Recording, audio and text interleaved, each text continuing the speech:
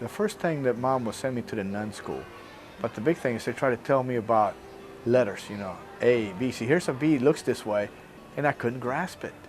And it was tough because they were just poor nuns. They were trying to do the best they could, but they just know how to deal with me.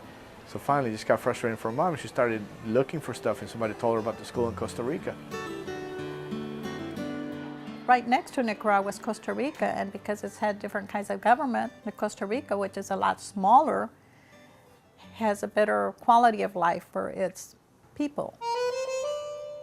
When I first took him to Costa Rica, I would spend a lot of time with him. Even sometimes he didn't know I was there. I would go to the school every day. I would spend time. I would watch him, how he developed. I would watch him, how he adapted to the school. I would watch him to see if he was happy or unhappy. I would see if he cried or if he couldn't take it. And I went back home and we lived with it. They taught me how to handle myself with people. They taught me how to react and interact with people. They taught me how to, my first visualizing of how to touch a map and how to look at music and stuff like that, and look at sports, soccer at that point.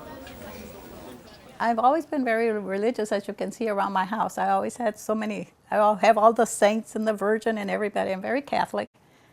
I was very angry, and I was asking God, why? Why do you allow these things to happen? And I stayed even away from the church for maybe 3 or 4 years until I had to let him go and I had nothing to cling to. I came back to the church because there was nothing that could hold me together. So then it was just hang in there. It was awful because you get taken ashore on the first day, a new place, it's fine, you meet new people. But then when you figure out that your parents aren't here, and then you have to go for yourself, and you feel abandoned. It was torture. I mean, sometimes I would cry myself to sleep almost every night.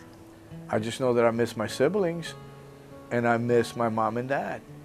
And I was thrown away, and I said, not thrown away, but very abandoned. I couldn't be with them, and I got really homesick. So that after a month, they brought me home for what they call Holy Week, which is Easter week, and all the schools, everything closes in our countries. So when it was time to go, they put me on the bus, and I just did not want to go. There can't be anything worse in your life than getting shipped out of your house to go to boarding school, which is the best thing, and I'm not knocking anybody. It's just a very difficult thing when you get kicked out of your house at the age of 5 to go to boarding school for the next 17 years of your lifetime.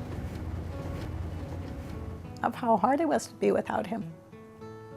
Of all the things he had to go through him by himself. And there was nobody there to hold his hand. He was just a small kid, which is not what other children go through. Other children always have their family and their mothers to be there, taking care of them. He went through all of these things by himself.